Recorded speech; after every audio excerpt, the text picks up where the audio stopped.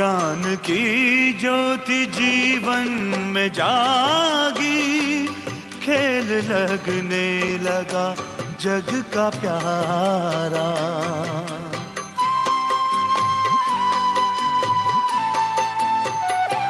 रचता प्यारा है रचना भी प्यारी, विश्व लगता है घर अपना सारा।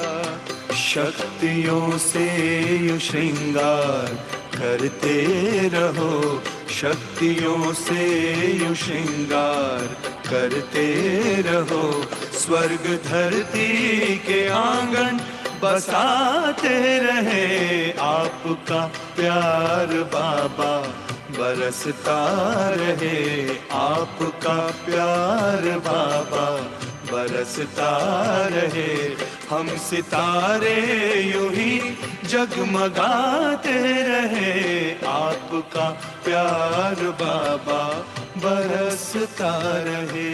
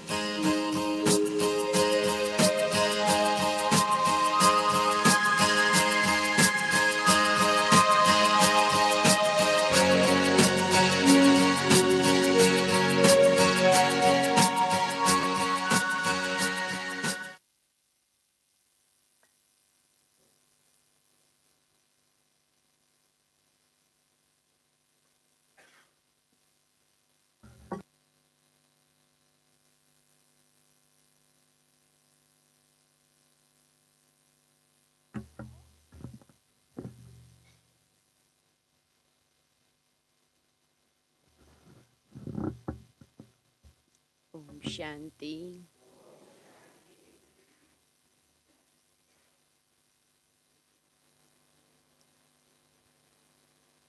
बाबा की फुलवाड़ी हर स्थान की अपना एक विशेष अलग महत्व रखती है। तो सूरत की सभी फुलवाड़ी बहुत उमंग उत्साह भरी दिखाई देती है। आज भी बाबा ने जो बच्चों को मुरली में पुरुषार्थ के लिए कहा, 2 प्रकार के पुरुषार्थी, सभी हम संगम युग पर बाबा के बने हैं। तो बच्चे के साथ ही स्टूडेंट भी है, जन्मते ही स्टूडेंट। पर उस स्टूडेंट लाइफ में जो मेहनत हम कर रहे हैं, जो पुरुषार्थ रोज हमारा चलता है, उसमें बाबा हमें इशारा देते रहते हैं कि उसे भी ठीक करते जाओ, क्योंकि एक ही संगम युग नींव है, पाया है पूरे ही कल्प का भाग्य बनाने का। 84 जन्मों में जो भी प्रारब्ध मिलेगी, उन सब का आधार है संगम युग में हमने क्या क्या जमा किया, क्या अपना व्यक्तित्व बनाया, क्या अपना भाग्य बनाया,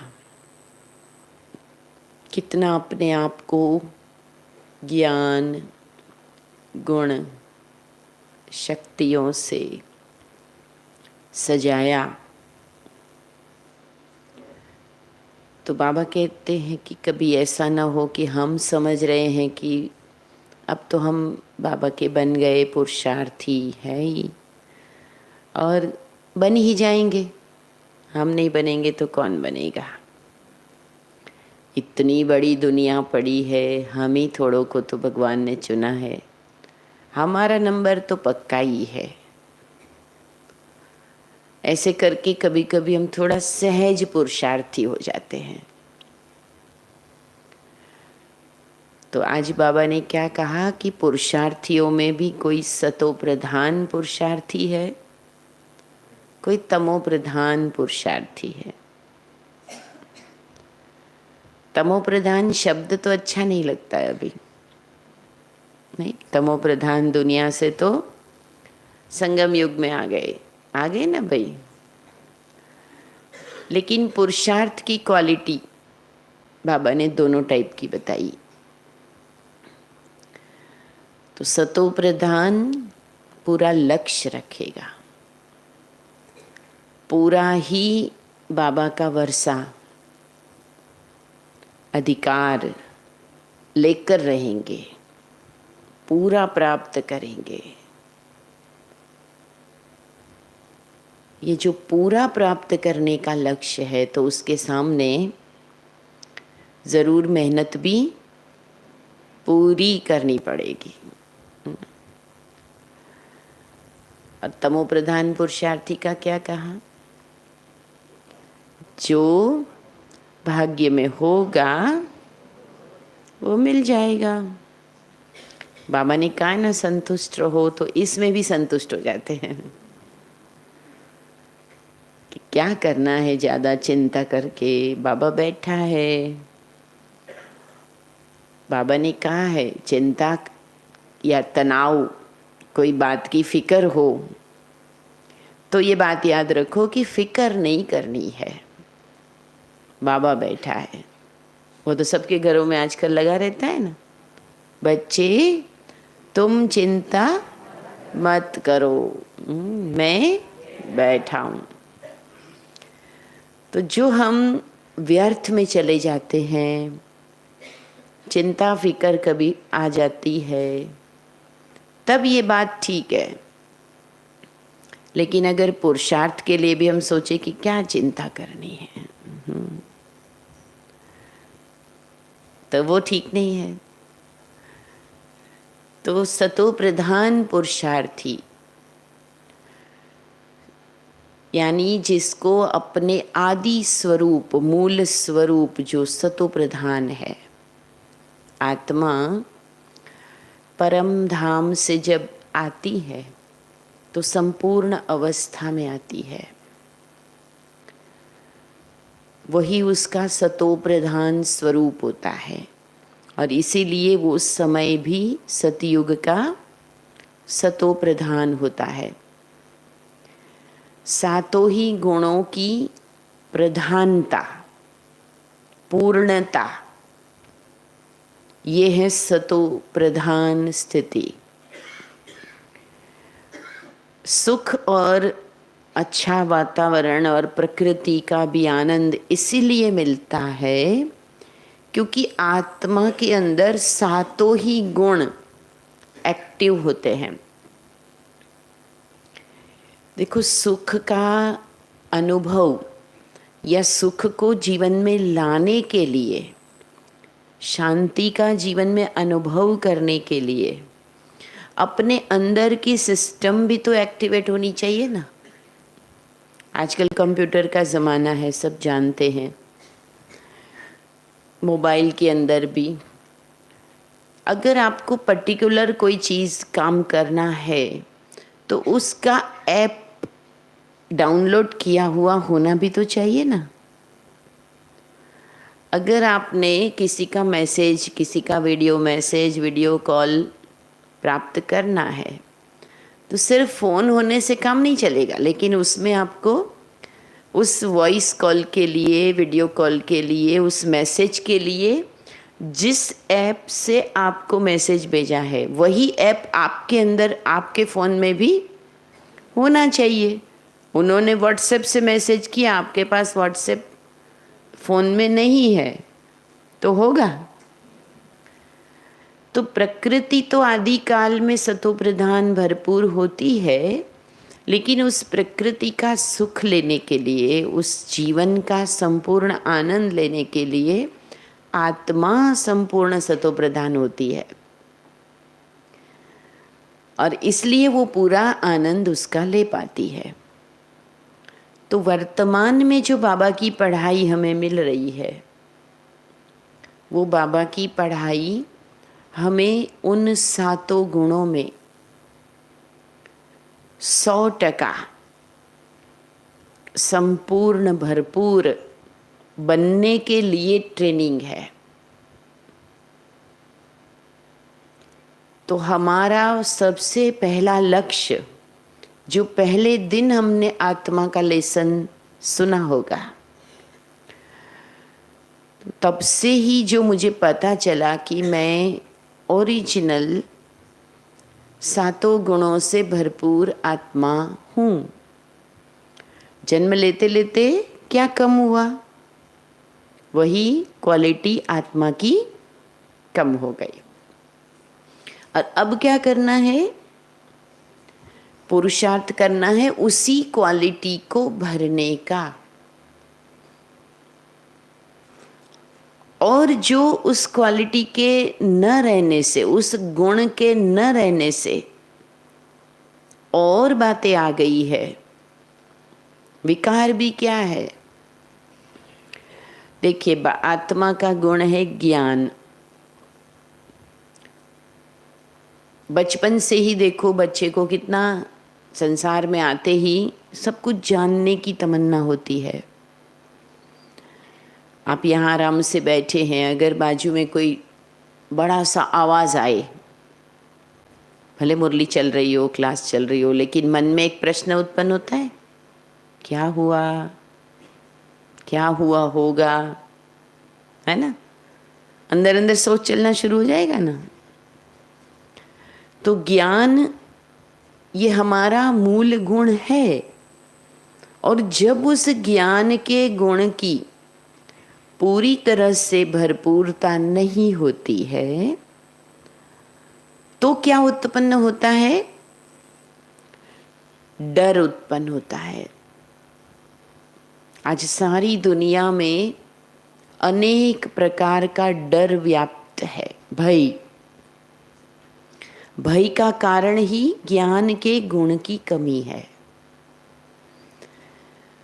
जैसे आपने कोई रास्ता नहीं देखा लेकिन आपको उस तरफ जाना है, तो ज़रूर आपको भय लगेगा ना, मैं कैसे जाऊंगा, मैं तो उधर कभी देखा ही नहीं, गया ही नहीं।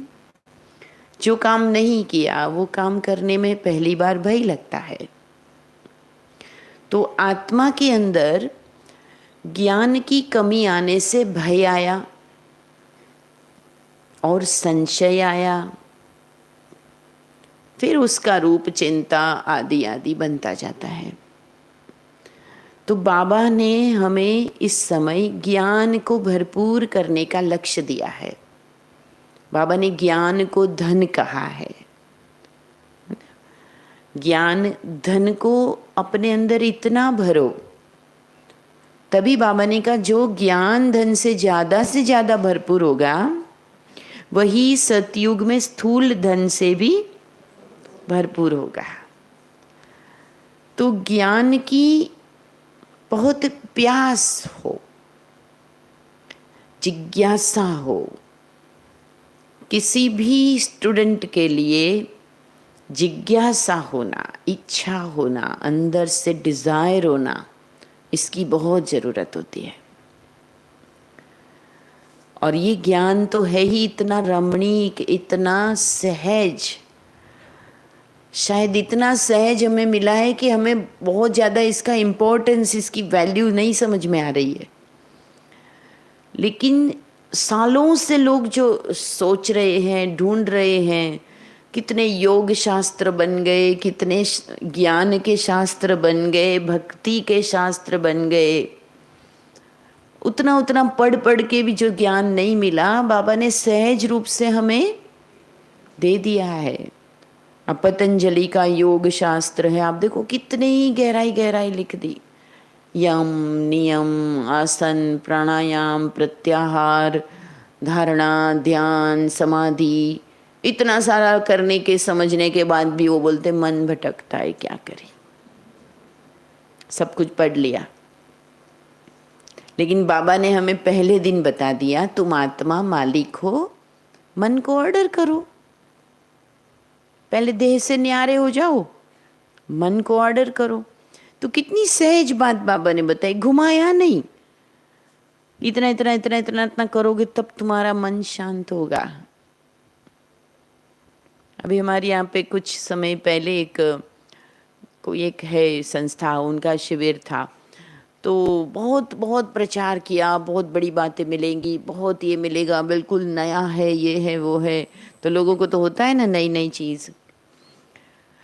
6 दिन तक लोगों को सुबह 6 बजे 5 बजे बुलाया, कसरत कराया, ये भी कराया वो भी कराया, लेकिन लास्ट दिन बोला कि ये सब देह का अभी आप सीखो। किसी ने कोई प्रश्न किया कि तो फिर आत्मा का, बोले आत्मा का अभी आप नहीं समझ सकते हो, उसको तो आपको बहुत टाइम लगेगा, अभी तो ये सब करते रहो। अब देखो इतने दिन कसरत की, पसीना बहाया, लेकिन आत्मा का ज्ञान भी नहीं मिला एक। और हमको बाबा ने तो इसलिए इतना सहज मिला है, जिसको लोग इतनी मुश्किल से भी नहीं प्राप्त कर पा रहे। पर हमें उस ज्ञान से अपने आप को बहुत भरपूर करना है। ज्ञान की सूक्ष्म सूक्ष्म विचार बिंदुओं को भी अच्छी तरह से चिंतन मनन, उसका शौक रख के भरपूर करना है। वर्तमान जीवन में भी जितना ज्ञान का लेवल बढ़ेगा ना, आपके जीवन में भय समाप्त हो जाएगा। कहीं ऐसा तो नहीं, कहीं वैसा तो नहीं, नहीं कोई बात ही नहीं। हर चीज का समाधान बाबा ने दे रखा है। अलग बात है कि आपका ध्यान नहीं पड़ा हो, बाबा ने सब चीज बता रखी है। कल भी बाबा ने कितना कहा था, डैम फटेंगे, ये होगा वो होगा। सहज रूप से देखो, अंत काल का, भविष्य का, आदि मध्य अंत का, सृष्टि रूपी घड़ी का, आत्मा परमात्मा सारे देवी देवता कौन है, सब कुछ बना बनाया सिलेबस। और किसने पढ़ाया? दुनिया के सबसे ऊंचे शिक्षक ने। तो इस जन्म में ज्ञान से हम बिल्कुल खाली ना रहे। ज्ञान का बल इतना हो कि हम मन से एकदम स्थिर रहे, क्योंकि हम जानते हैं कि कोई भी प्रश्न आएगा, समस्या आएगी तो उसका समाधान हो जाएगा। हम निश्चिंत है, निश्चिंत है ना भाई सभी। इसी तरह से पवित्रता, पवित्रता के गुण की कमी होने से संसार में देह भान, काम विकार, दैहिक आकर्षण और अनेक बीमारियां ये बढ़ती है। जितना जो पवित्रता के गुण को समझ करके, उसकी सूक्ष्मता को समझ करके संपूर्ण पवित्रता की ओर चल पड़ा, आप देखना उसके जीवन में संगम में भी न बीमारियां रहेगी, न किसी प्रकार की चीजों की, व्यक्तियों की आकर्षण, उससे भी वो परे होते जाएंगे। बाबा के बने तो भी अगर हम चीजों के पीछे, व्यक्तियों के पीछे भागेंगे या कहीं अटके हुए रहेंगे, तो फिर संपूर्ण बाबा को, बाबा का जो लाभ लेना है वो ले पाएंगे? तो बाबा ने कहा था ना, ब्रह्मचारी और ब्रह्माचारी, ये सच्ची पवित्रता है। दुनिया में जितने भी धर्म स्थापक हुए, महान योगी हुए, उन्होंने त्याग किया। महात्मा बुद्ध राजा थे, त्याग करके निकल पड़े। महावीर भी राजा थे, भर्तृहरि भी राजा थे, त्याग कर दिया। ब्रह्मा बाबा राजा से कम थे? नहीं ना। एक सेकंड में त्याग। क्यों त्याग हुआ? आकर्षण नहीं रही, छूटता गया, छूटता गया।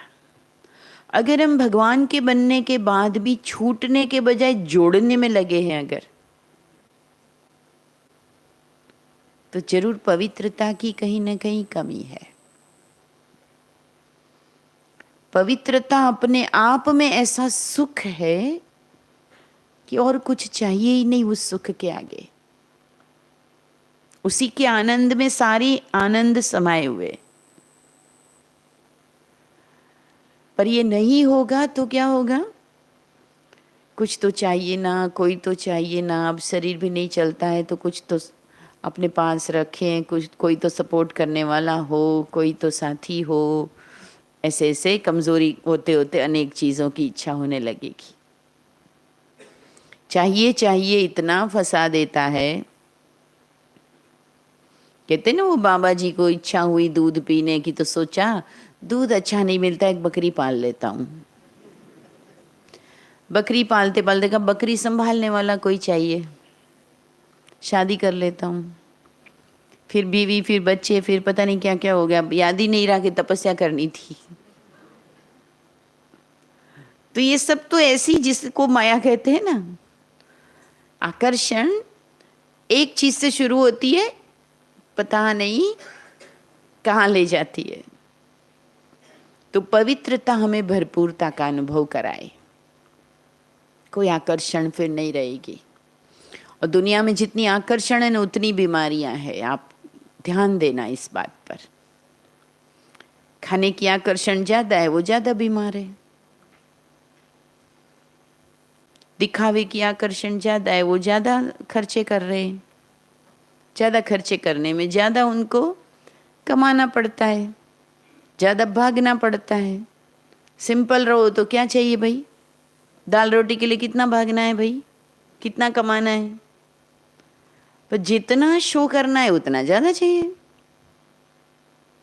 वरना पेट इतना नहीं मांगता। बाबा कहते हैं ना पेट को क्या चाहिए? पाव। बाबा बोलते थे पाव आटा। पाव माना 250 ग्राम। तो पवित्रता को भी हमें समझना है। सच्ची पवित्रता माना संतुष्टता।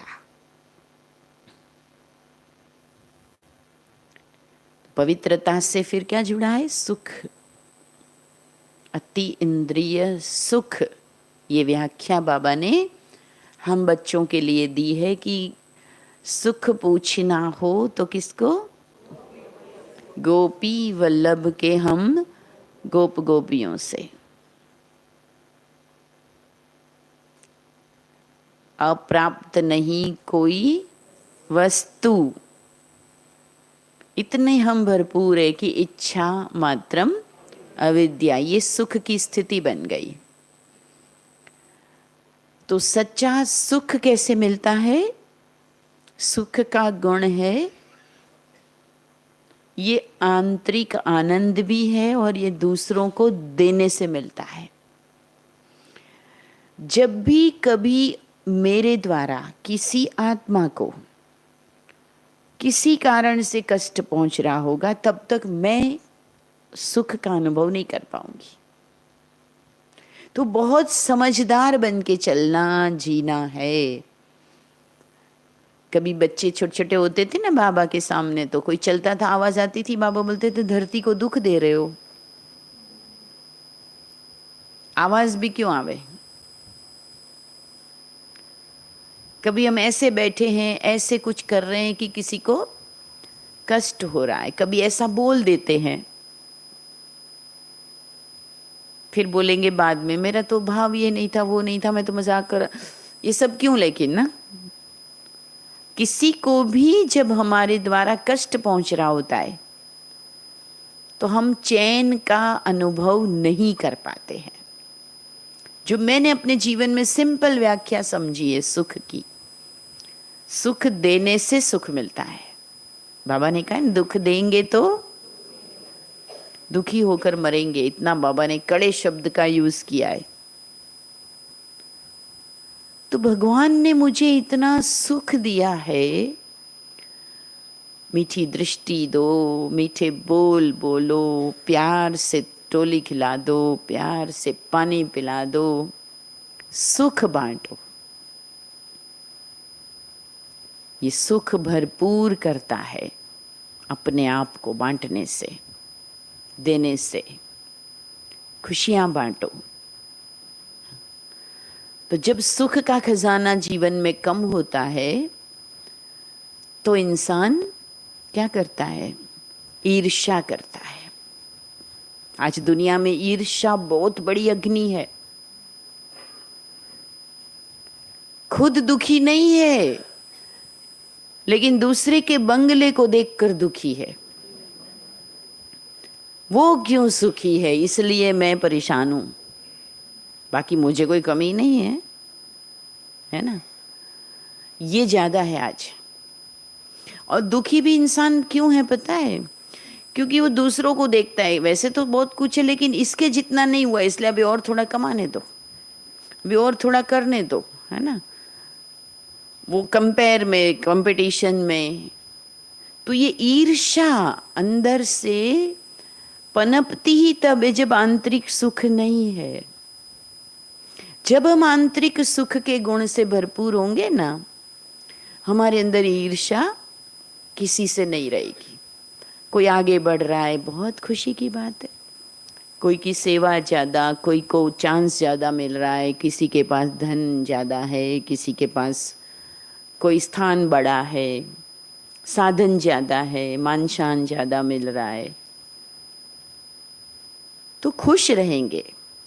एक गुजराती का ये एक चित्र भानु की एक कविता आती थी, मैत्री भावनु पवित्र जरणु मुझ हैया मावया करे, शुभ थाओ आ सकल विश्वनु एवी भावना नित्य रहे, गुणीजनों ना गुण देखीने हयु मारू नृत्य करे। बहुत अच्छी, कि दूसरों को अच्छा देखकर मुझे खुशी होनी चाहिए। किसी को तकलीफ आई तो मन में कभी संकल्प में भी ये नहीं आना ठीक हुआ, बहुत उड़ रहे थे, ऐसे ही होना चाहिए था। ये संकल्प आना भी देवताओं की निशानी नहीं है, ब्राह्मणों की निशानी नहीं है। मन से भी किसी के लिए हम अशुभ नहीं कर सकते। ईर्ष्या तो नहीं पर अशुभ भी नहीं। सबका अपना पार्ट है और सभी सुखी रहे, यही सुख है। फिर शांति, ये तो हमारा सबसे प्रमुख अनुभूति करने के लिए ही तो हम आए यहाँ। सारी दुनिया जिसके लिए ढूंढ रही है, तो वो मन की गहराई की शांति, अच्छी तरह से परमात्मा से आत्मा कनेक्ट होती है तो गहरी शांति का अनुभव बढ़ता जाता है। मन के अंदर स्थिरता रहती है। कितनी भी बड़ी बात हो जाए, हमने दादियों को देखा, बड़े बड़े विघ्न यज्ञ में आते थे, दादियां अंदर से इतनी स्थिर थी। चाहे प्रकाश मणि दादी को देखो, गुलजार दादी को, बिल्कुल एकाग्रता, हलचल ही नहीं होती थी कभी, एकदम तुरंत हाय, ऐसा कभी नहीं। जो बाबा कहते हैं ना, वाह वाह, ड्रामा के हर सीन में, हर ऊंचा नीच में अंदर एकदम योगयुक्त स्थिति की निशानी है, शांति और स्थिरता रहेगी। और जब शांति का गुण कम होता है तो क्या होता है?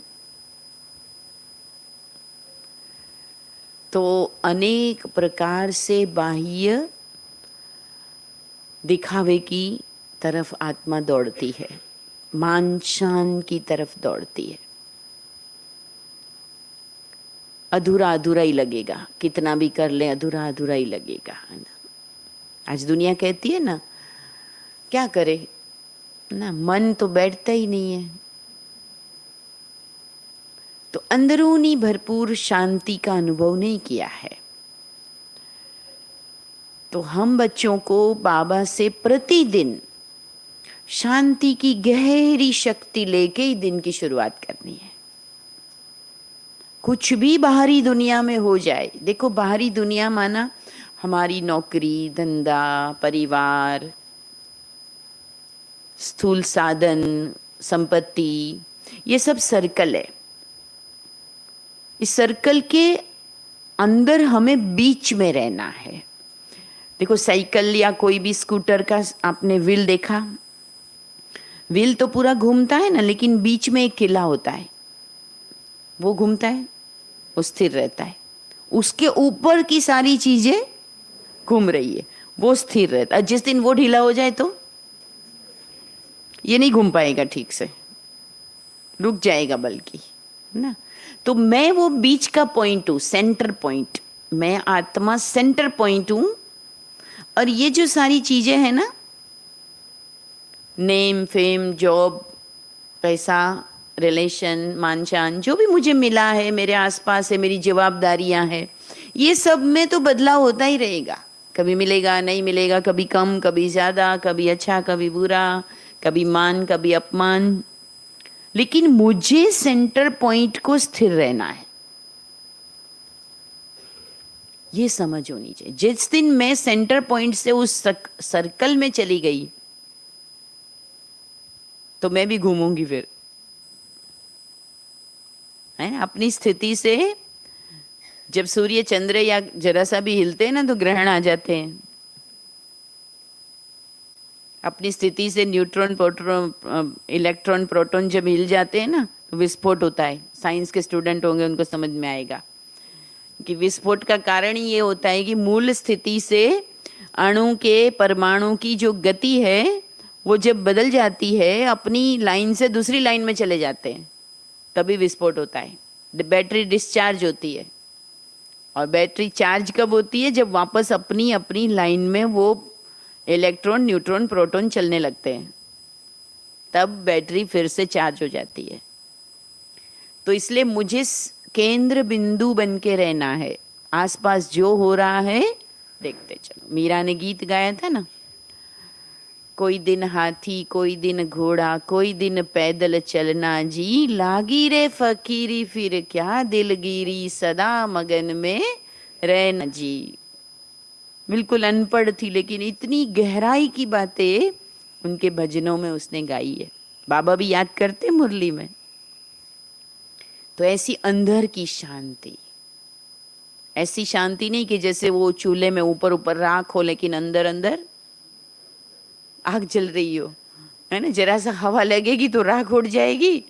और कल ही कोई परसों किसी ने बोला कि एक भाई ने मौन रखा था, तो दूसरा व्यक्ति बार बार कुछ भी काम पड़ेगा तो पूछेगा ना, तो समझ नहीं पा रहा था। तो जब बोला तो खूब चिल्ला के बोला, समझ में नहीं आ रहा, मेरा मौन है। ऐसा कैसा मौन था कि अंदर क्या हो रहा था? जरूरत नहीं कि ऐसा खाली मौन रखो बाहर से, लेकिन अंदर से मन का मौन।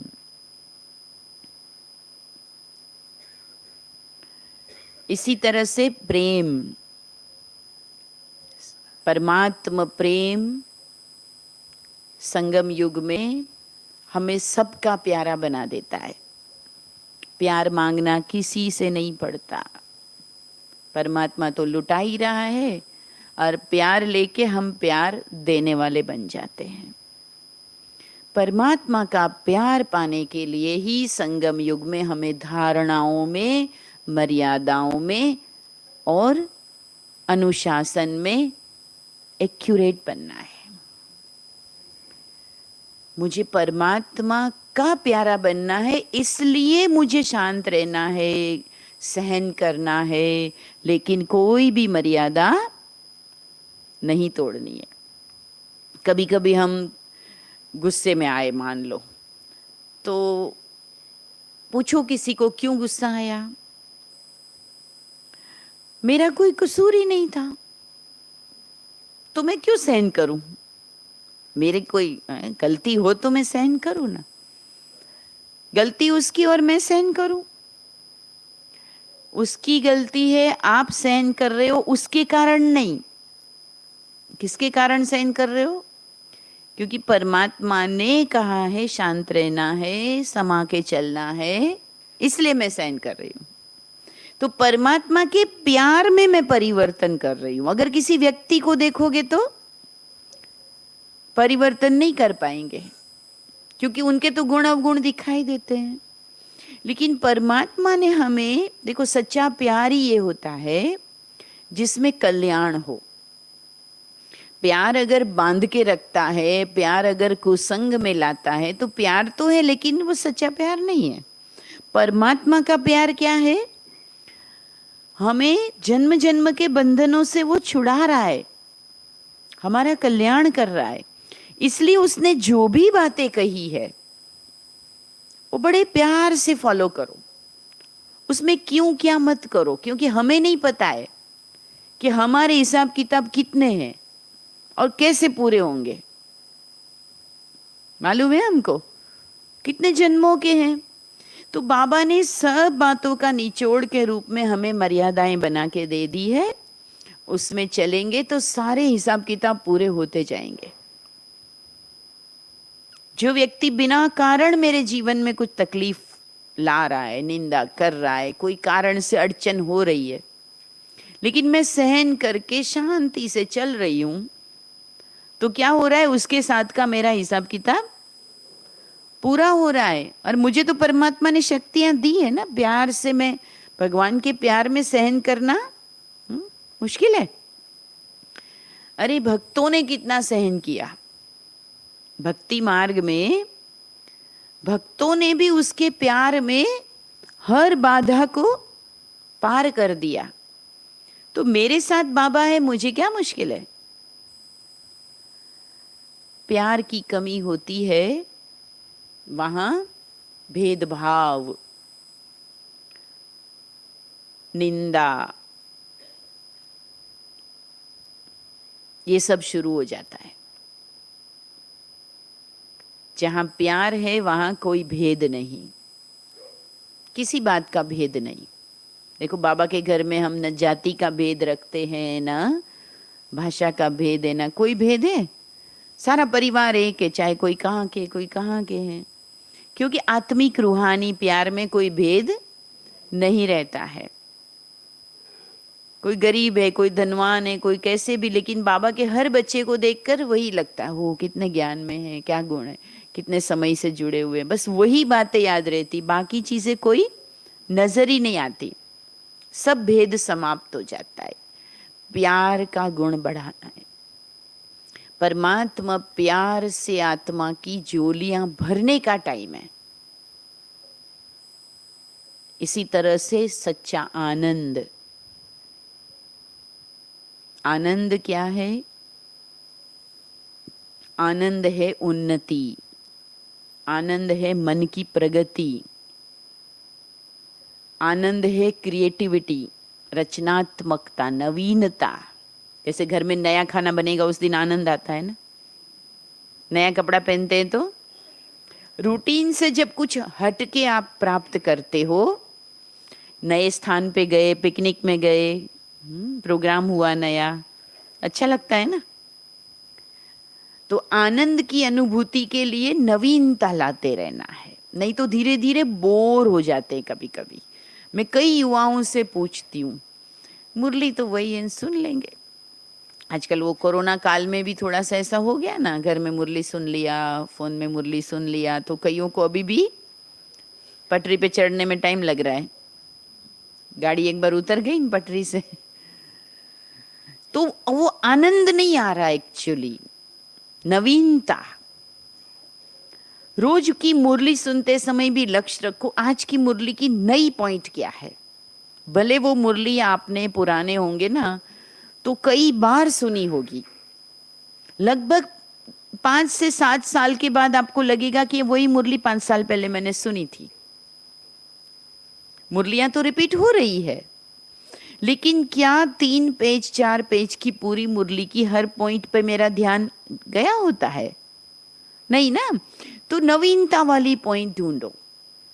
सेवा में भी कुछ नवीनता है ना, अपने हर योग में भी नवीनता।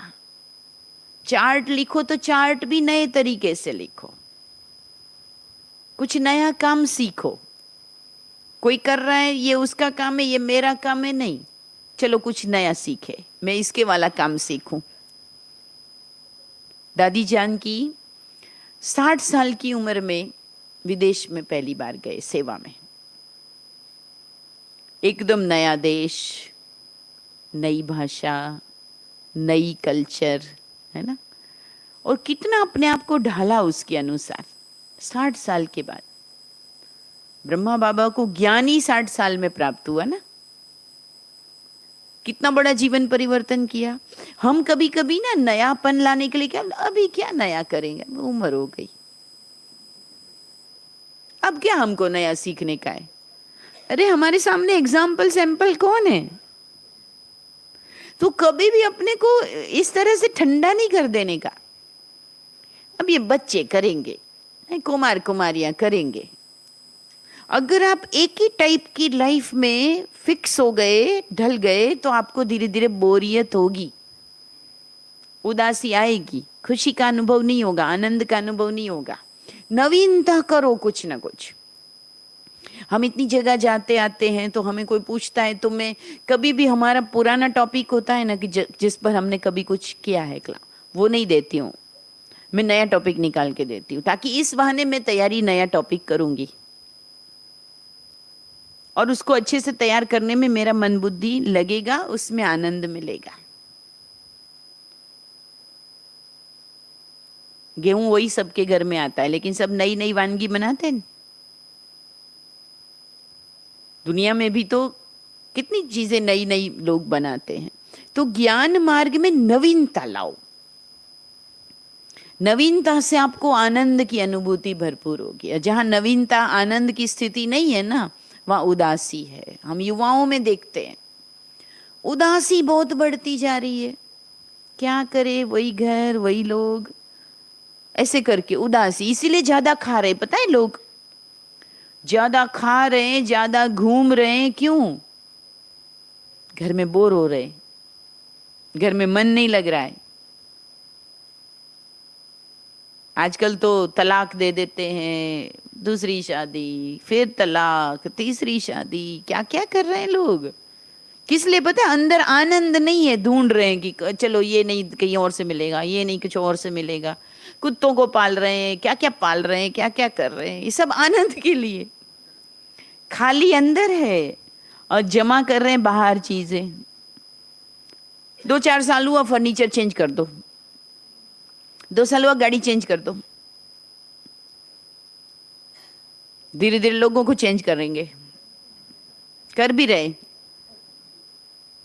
लेकिन ये नवीनता नहीं। हमें क्या करना, अपने आंतरिक, अपने जीवन में, सोच में, है ना, उसमें नवीनता लानी है। सेवाओं में नवीनता लाओ।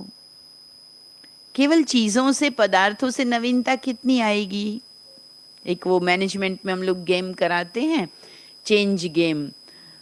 तो भाई चलो यहाँ से यहाँ तक चलना है, तो ठीक है, एक यहाँ से यहाँ तक चला, अभी दूसरे टाइप से चलो, यहाँ से यहाँ, तो कोई ऐसे ऐसे करके चलेगा। फिर यहाँ से यहाँ वापस चलो, तीसरी स्टाइल से चलो। अब 4 बार 5 बार, उससे ज्यादा क्या करेंगे?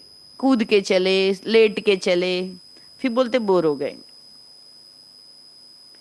तो उनको यही बताया जाता है कि आपको चेंज करने को बोला, लेकिन आपने उसके पीछे का लक्ष्य नहीं समझा। ऐसे ही बोला तो चेंज कर दिया, तो वो नहीं कर पाते हैं। हमें क्यों चेंज लाना है जीवन में, नवीनता क्यों लानी है? क्योंकि हम नए युग में जा रहे हैं। हमें परमात्मा ने इतनी सारी चीजें दी है, वो दुनिया तक पहुंचानी है। हमें नए युग की रचना भी करनी है। ये हमारा भाग्य है, ये हमारे प्रारब्ध बन रही है, हमारी किस्मत लिखी जा रही है, ये नसीब के पन्ने लिखे जा रहे हैं। साधारण बातें नहीं है। तो बहुत आनंद, नवीनता से आनंद आता है, बोरियत जीवन में कभी नहीं आती। और एक लास्ट गुण है शक्ति। तो सर्वशक्तिमान ने संगम युग पर हम सबको कहा है आप मास्टर सर्वशक्तिमान हो। लेकिन क्या बोलने से सोमान लिखने से हो जाएंगे? हो जाएंगे। बहुत लोग सोमान आजकल ले रहे हैं, लिख रहे हैं, अच्छी बात है, लेकिन शक्तियों को भी समझना। हर शक्ति के लिए मैं अपने आप को जैसे तैयार कर रही हूं। ये शक्तिशाली बनने के लिए अपनी एकाग्रता को बढ़ाइए। मन बुद्धि की एकाग्रता को बढ़ाने से शक्तिशाली बनेंगे। अमृत वेले एकाग्रता से योग अभ्यास, और जब उठें तो कोई ना कोई एक शक्ति का सोमान लेके योग से उठना है। आज तो मैं प्रेम की शक्ति से भरपूर हूँ, आज तो मैं आत्मिक बल से भरपूर हूँ, आज मैं सहन शक्ति का अवतार हूँ, आज मैं शीतलता की शक्ति से भरपूर हूँ। कोई ना कोई एक लास्ट में, ये मैं अनुभव करती हूँ, योग से उठते समय बाबा से एक शक्ति का सोमान लेके उठ, जो उस समय टच हो जाए, जो भी,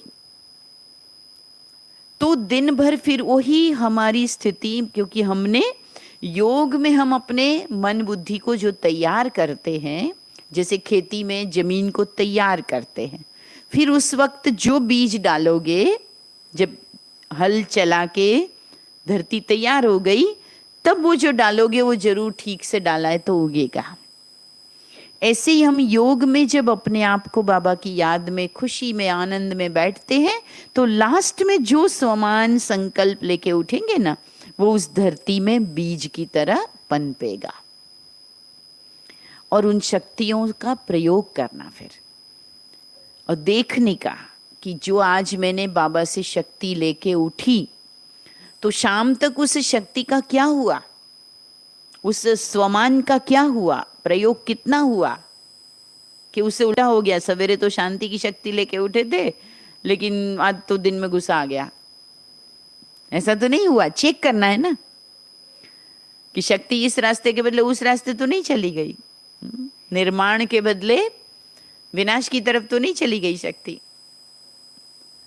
तो सातों ही गुणों की प्रैक्टिस आत्मा को संपूर्ण चमका देगी।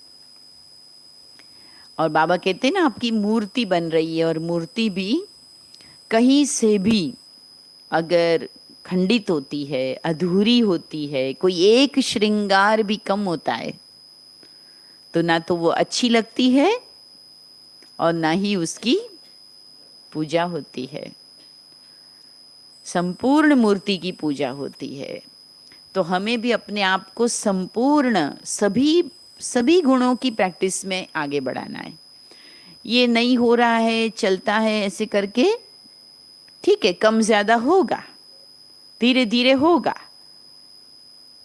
जानकारी लो, किसी से पूछो, लेकिन मुझे अपनी मूर्ति खुद बनानी है। Right right.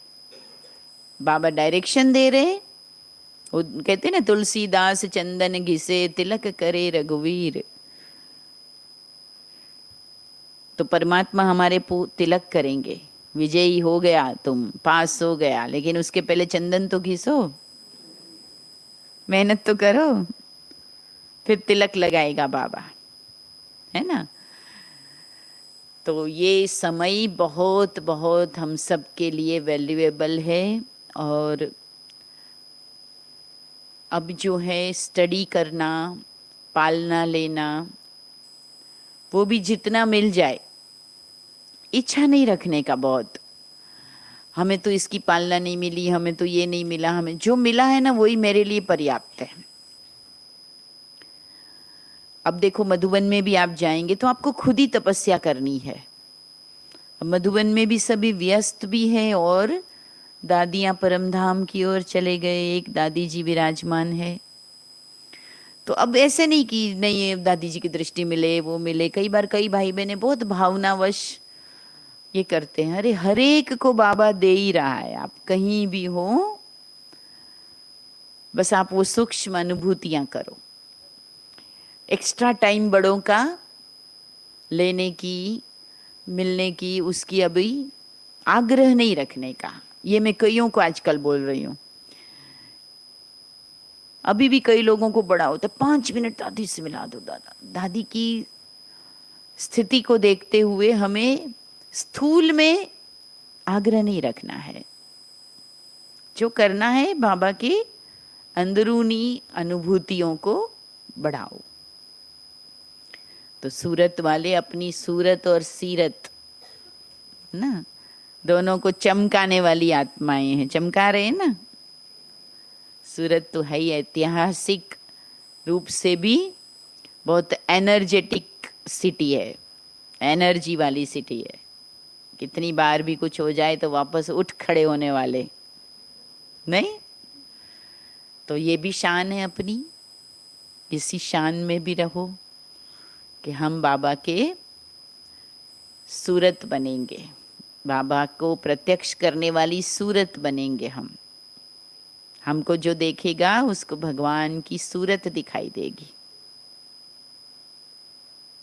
तो बहुत अच्छा पुरुषार्थी की आज की परिभाषा को साथ रखते हुए कभी भी इस भरोसे केवल नहीं बैठना है जो तकदीर में होगा, लेकिन सही और सिस्टमेटिक पुरुषार्थ की एक एक सीढ़ियों को चढ़ते जाना है। और चढ़ते चढ़ते अनुभवी बनते जाना है। सबसे बड़ा होता ही है अनुभव। कोई आता है अनुभव की बातें करता है तो बहुत इंटरेस्ट आता है ना। तो अपना भी अनुभव हो। बाबा की तो जीवन कहानी सभी पढ़ते हैं, दादियों की तो पढ़ते। मेरी जीवन कहानी क्या, मेरी भी तो कुछ जीवन कहानी होनी चाहिए ना। भले मैं लिखूं ना लिखूं, लेकिन मेरी भी जीवन कहानी प्रेरणादायी हो। ये हर एक को लक्ष्य रखना है, यादगार बनानी अपनी। ठीक है। ओम शांति।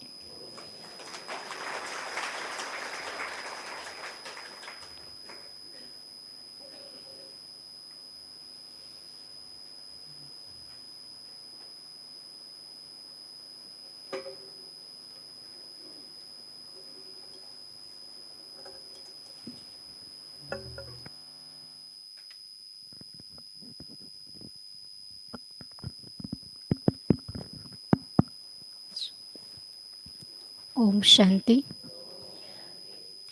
खूब खूब अभिनंदन दीदी का। आज हम देखो 1 घंटे से दीदी ने हमें पूरा टाइम दिया है और पूरी, लेकिन एक एक्स्ट्रा वही बात दीदी ने बताई कि अगली बार अभी अपने को क्या बनाना है, एक अच्छी मूर्ति बनाना है। तो उसका मतलब तो यही है कि ऐसे तो मूर्ति है ही, लेकिन दीदी और अच्छी मूर्ति बनाना हमें चाहते हैं। तो हम दीदी को अवश्य वादा करते हैं कि अभी नेक्स्ट टाइम जब दीदी यहाँ हमारे पास आएंगी तो हम परफेक्ट मूर्ति बनकर के आपके सामने बैठेंगे। हम वो वादा दीदी को वचन देते हैं कि नेक्स्ट टाइम जब आप हमारे पास आएंगे तो हम अपने अपने लक्ष्य के आधार से हम अपनी मूर्ति को फिक्स बना के रखेंगे कि मुझे यही मूर्ति बननी है। जैसे तो 33 करोड़ देवता है, उसमें से हम अपने आप को सिलेक्ट करेंगे और सिलेक्ट करके परफेक्ट मूर्ति बना करके नेक्स्ट टाइम जब हमारे पास दीदी आएंगी तो उसी मूर्ति बन कर के बैठेंगे। और दीदी हमको देखेंगे तो बोलेंगे नहीं वंडर कि नेक्स्ट टाइम जब आई थी तो आधी मूर्ति थी, अभी पूरी मूर्ति होकर के बैठे। मूर्ति पूरी तो है, बराबर जो दीदी ने बोल दिया आप पूरी मूर्ति हो ना। वो भी तो क्योंकि बड़ों के जब मुख से जो भी वरदान निकलते हैं, शब्द निकलते हैं, वो हमारे जीवन में एक साकार बन जाते हैं। इसलिए तो बाबा ने सभी इस बड़े बहनों को निमित्त बनाया है। क्यों निमित्त बनाया है? शायद उसकी शुभ भावनाएं, शुभ आशाएं और निमित्त बन के बाबा उसके मुख से जो भी बुलवाते हैं वो हमारे जीवन में प्रैक्टिकल एक वरदान बन जाता है। तो अभी हम दीदी से जो भी सुना है वो अपने जीवन में प्रैक्टिकल धारण करेंगे और अभी 1 मिनट हम बाबा को याद करेंगे और ऐसा पावरफुल संकल्प करके बैठेंगे कि नेक्स्ट टाइम हम अपनी मूर्ति को परफेक्ट बनाएंगे। ओम शांति।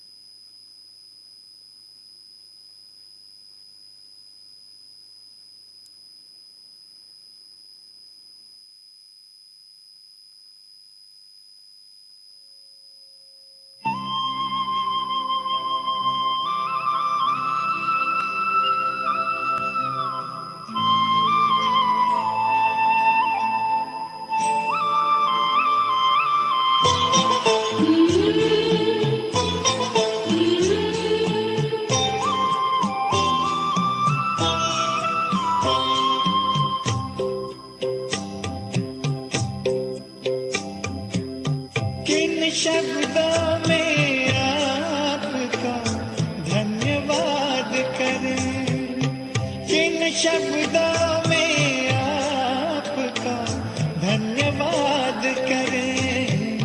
दिन रात की ये सेवा हम याद करें, दिन रात की ये सेवा हम याद करें।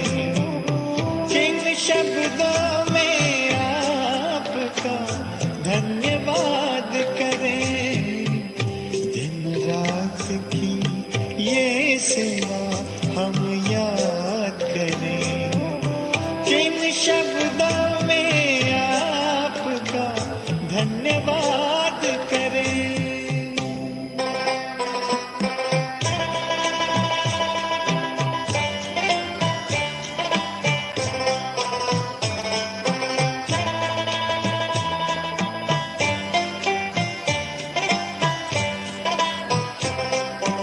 बेहद का प्यार आपने हमको है दिया, हीरा हमें बना कर श्रृंगार है किया। श्रीमत से मन चमन को दिन रात की ये सेवा हम याद करें। किन शब्दों में आपका धन्यवाद करें।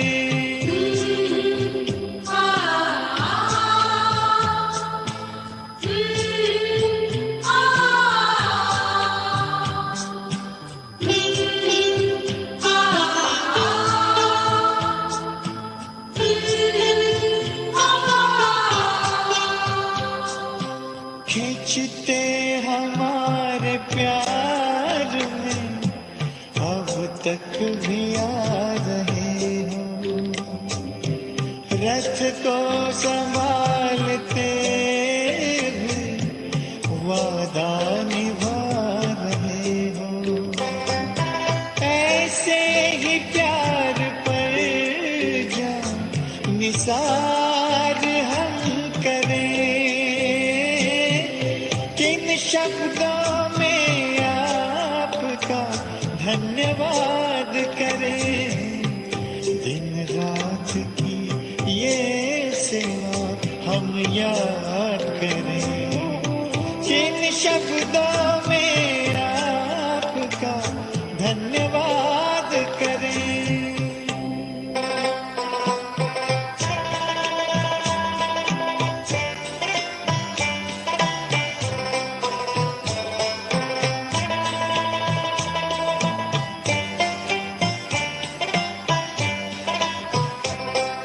संगम युग में बाबा आकर के मिलते रहना, हमने है सोचा आपसा बन कर के ही है रहना। दिल की यही है आरज़ू, प्रभु साथ हम रहे।